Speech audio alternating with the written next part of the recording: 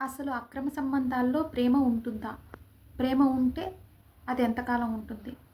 అసలు దాన్ని ప్రేమే అంటారా? లేదా అనుకుంటారా? నన్నడిగితే అసలు దాన్ని ప్రేమే అని అనరు. ఓ రకమైన ఇష్టం అని అనుకోవచ్చు. లేదా ఒక కోరిక అని అనుకోవచ్చు. ఒక వ్యామోహం. ఎందుకంటే నేనిలా మాట్లాడుతున్నాను అంటే, ఇప్పుడు మనం ఒక రిలేషన్‌ను విడిచిపెట్టి, కాదనుకొని అదర్ రిలేషన్‌లోకి మనం వెళ్ళాము అనంటే, ఒక ఆడదానిలో ఏం చూస్తాం? తన అందాన్ని చూస్తాము. ఒక అబ్బాయిలో తన ఫిజిక్‌ని చూస్తాం. ఎవరినైనా మనం చూసేటప్పుడు మొట్టమొదటిసారిగా మన కళ్ళు ఆకర్షిస్తాయి. ఆ ఆకర్షణ వాళ్ళతో మనం ఉంటే బావున్ను, వాళ్ళతో మనం గడిపితే బావున్ను అనే ఒక్క ఆలోచనని మనకి కలుగజేస్తాయి గదా! ఎందుకు ఆ ఇష్టమైనా సరే ఉంటుంది అని నేనంటాను అనంటే, ఇప్పుడు మనము ఒక కాలేజ్‌కో, స్కూలుకో వెళ్తాం. వెళ్ళేటప్పుడు లంచ్ బాక్స్ తీసుకెళ్తాం కదా! మనం ఏదైనా తినడానికి తీసుకెళ్తాం. తినడానికి తీసుకెళ్ళేటప్పుడు మన పక్కోళ్ళతోనో, లేకపోతే మన కొలీగ్స్‌తోనో, లేదా మన సరౌండింగ్స్‌లో ఉండే వాళ్ళతోనో ఒక పరిచయం ఏర్పడతది. సరదాగా నవ్వుతాం. అట్లానే మన బాక్సులు కూడా వాళ్ళతో షేర్ చేసుకునేంత స్నేహం ఉందనుకోండి. ఒక లంచ్ బాక్స్ షేర్ చేసుకుంటేనే అవతల వాళ్ళ మీద మనకొక ఇష్టం కలుగుతది. అలాంటిది మన తనువు, మనసు అన్నీ మన టైము అన్నీ కూడా అవతల వాళ్ళ మీద పెట్టుబడి పెట్టేటప్పుడు ఆ మాత్రం ఇష్టం కలగదా చెప్పండి? ఇష్టం ఉంటుంది. ఎందుకింత బలంగా చెప్తున్నాను నేను అంటే, ఇప్పుడు మన మన పార్ట్నర్‌ని కాదని చెప్పేసి, అవతల వాళ్ళని ఎప్పుడెప్పుడు చూద్దామా? లేదంటే ఎప్పుడెప్పుడు మాట్లాడదామా? అని ఎదురు చూసి ఇంట్లో ఎన్నో వంకలు చెప్పి వాళ్ళ దగ్గరికెళ్ళి వాళ్ళని చూసి మాట్లాడి వస్తాం కదా! ఆ ఇష్టం లేనిదే, ఆ ఇష్టం కలగలేనిదే మనం అవి చెయ్యం కదా! కొంతమందికి ఉంటుంది. నా ప్రాబ్లమ్ చెప్పుకుంటే తనతో అది కొంచెం తగ్గినట్టు అనిపిస్తదనో, లేదా తనతో తిరగాలి, తనతో కాస్త టైమ్ స్పెండ్ చేయాలి అని చాలామందికి అనిపిస్తుంటది. అది ఇంట్లో వాళ్ళని పక్కన పెట్టేసి వాళ్ళతో గడిపే అంత ఇష్టం ఉంటుంది మరి. సో, ఇప్పుడు అది ఎంతవరకు ఉంటుంది అనేది చాలామందికి డౌట్ ఉంటది. అది ఎంతవరకు ఉంటుంది? అది ఎంతవరకు ఉంటుంది అంటే, నువ్వు అవతల అమ్మాయిని లేదా అవతల అబ్బాయిని పర్సనల్‌గా నువ్వు ఇబ్బంది పెట్టలేనంత వరకు. వాళ్ళ ఫ్యామిలీ జోలికి నువ్వు వెళ్ళలేనంత వరకు. తనతో ఉండే తన ఫ్రెండ్స్‌కి తెలియనంత వరకు, తనతో ఉండే తన చుట్టుపక్కల వాళ్ళకి తెలియనంత వరకు, వాళ్ళ ఇంటిలో వాళ్ళ భార్యకో, వాళ్ళ భర్తకో తెలియనంత వరకు ఖచ్చితంగా ఆ ఇష్టం అనేది ఖచ్చితంగా ఉంటుంది. వన్స్ వాళ్ళ ఇంట్లో లేదా వాళ్ళ చుట్టుపక్కల వాళ్ళ ఆఫీస్‌లో లేదంటే ఏదైనా వాళ్ళ ఫ్యామిలీలో కానీ లేదా తన చుట్టుపక్కల కానీ, లేదంటే తన వైఫ్‌కో లేదా తన హస్బెండ్‌కో ఎప్పుడైనా తెలిసిందే అనుకోండి.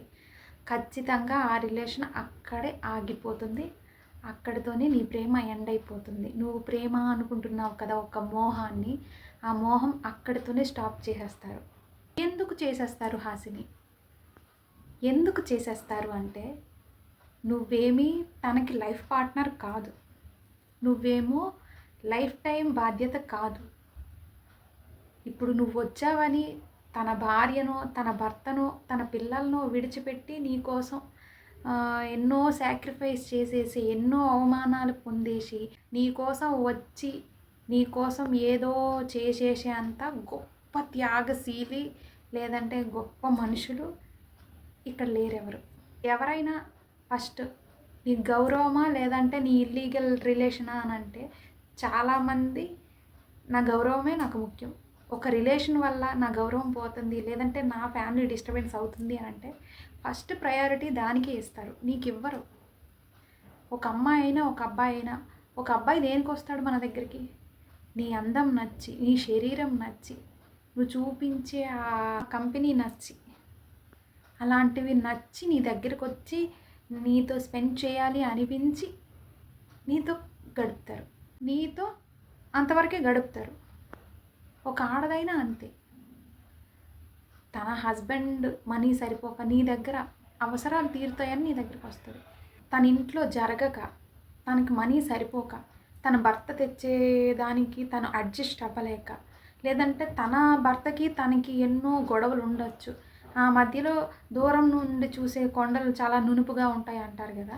అలా నిన్ను దూరం నుండి చూసి ఒక ఇష్టాన్ని పెంచుకొని, తన భర్తని మోసం చేస్తూ నీ దగ్గరికొచ్చిందంటే డబ్బు లేదా తనకొక అవసరం తీరుతదనే వస్తది. అంతేగాని నువ్వొక మజ్ను అని నీ దగ్గరికి రాదు.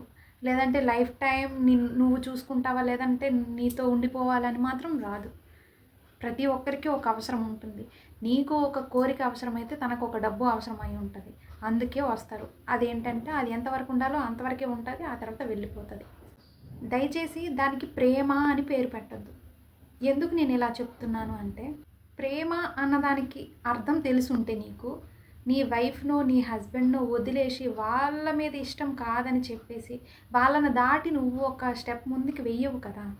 ఎన్ని సమస్యలైనా రాని, నీ కాపురంలో ఎన్ని కలతలైనా రాని, కానీ నువ్వు ఒక అడుగు ముందుకెయ్యాలంటే ఫస్ట్ నీ భార్యో, నీ భర్తో కదా గుర్తు రావాలి. వాళ్ళు గుర్తు రావట్లేదు అంటే నీకు అక్కడ ప్రేమ విలువ తెలీదు అని. నీకు నిజంగా ప్రేమ విలువ తెలిసుంటే, నీ ప్రేమ అక్కడే ఉందని నువ్వు తెలుసుకుంటావు కదా! అలాంటి వాళ్ళలో అసలు ప్రేమే ఉండదా అని నన్ను అడిగితే ఉంటది. ఎలాంటి వాళ్ళలో ఉంటాది అని చెప్పనా? నీ కోసం తన భర్తని, తన పిల్లల్ని అన్నీ మర్చిపోయి, నువ్వే అంతా సర్వస్వం అని చెప్పేసి, నీ దగ్గరికి పూర్తిగా అన్నీ వదిలేసి నీ దగ్గరికి వచ్చేస్తది చూడు. అలాంటి వాళ్ళలో ఖచ్చితంగా 100కి 100% ప్రేమ ఉంటాదా అని నేను చెప్పలేను, కానీ ఖచ్చితంగా అందరికంటే ఎక్కువ ఇంపార్టెన్స్ నీకిచ్చి నీతోటి వచ్చేసింది అంటే, అలాంటి అమ్మాయిలోనైనా, అలాంటి అబ్బాయిలోనైనా ఖచ్చితంగా ఎక్కువే ప్రేమ ఉంటుంది. అలాంటి వాళ్ళలోనే ఎందుకుంటుంది అని నేను చెప్తున్నాను అనంటే, తన జీవితాన్ని, తన భర్తని, తన పిల్లల్ని, తన సర్వస్వాన్ని, తన కుటుంబాన్ని, తన పరువు మర్యాదల్ని అన్నీ వదిలేసి నీ కోసం అవన్నీ మర్చిపోయి నీ దగ్గరికి వచ్చేసింది అంటే, వీటన్నిటికంటే సంతోషం, వీటన్నిటికంటే గౌరవం అన్నీ నీలోనే చూసుకుంటుంది అని అర్థం కదా! అలా ఒక అమ్మాయి వస్తే నీ కోసం, లేదా అలా ఒక అబ్బాయి తన భార్యను కాదనుకొని నీ దగ్గరికి వస్తే మాత్రం, మళ్ళీ నువ్వు ఎలాంటి తప్పు చేయకుండా, ఒకసారి చేసిన తప్పు మళ్ళీ మళ్ళీ రిపీట్ చేయకుండా వాళ్ళనే నమ్ముకొని బ్రతకాలని కోరుకుంటున్నాను నేనైతే. మగాడైనా ఒక ఆడదైనా నీ కోసం వచ్చింది అంటే, అలాంటి ఆడదాన్ని కానీ, అలాంటి మగాడిని కానీ మళ్ళీ ఇంకొకసారి మోసం చేయకుండా నువ్వు బతకగలిగితే ఖచ్చితంగా నీ లైఫ్ చాలా బాగుంటుంది. ఒకసారి తెలియక మిస్టేక్ చేస్తే ఆ దేవుడు క్షమిస్తాడేమో కానీ, తెలిసి ఇదొక ఛాన్స్, లేదంటే ఇక్కడ బోర్ కొట్టింది వేరే దగ్గరికి వెళ్ళి మళ్ళీ ఇంకొక తప్పు చేస్తాము అన్నట్టు ఎప్పుడైతే మళ్ళీ ఆల్టర్నేట్ చాయిస్లు వెతుక్కుంటారో, అలాంటి వాళ్ళకి మాత్రం ఎప్పుడు లైఫ్ అంటూ ఒకటి ఉండదు, స్థిరత్వం అనేది ఒకటి ఉండదు. వాళ్ళు చెప్పుకోవడానికి కూడా చాలా హీనంగా నలుగురు దృష్టిలో అయిపోతారు తప్ప, వాళ్ళకి వెనక ముందు చూసుకుంటే ఏం ఉండదు.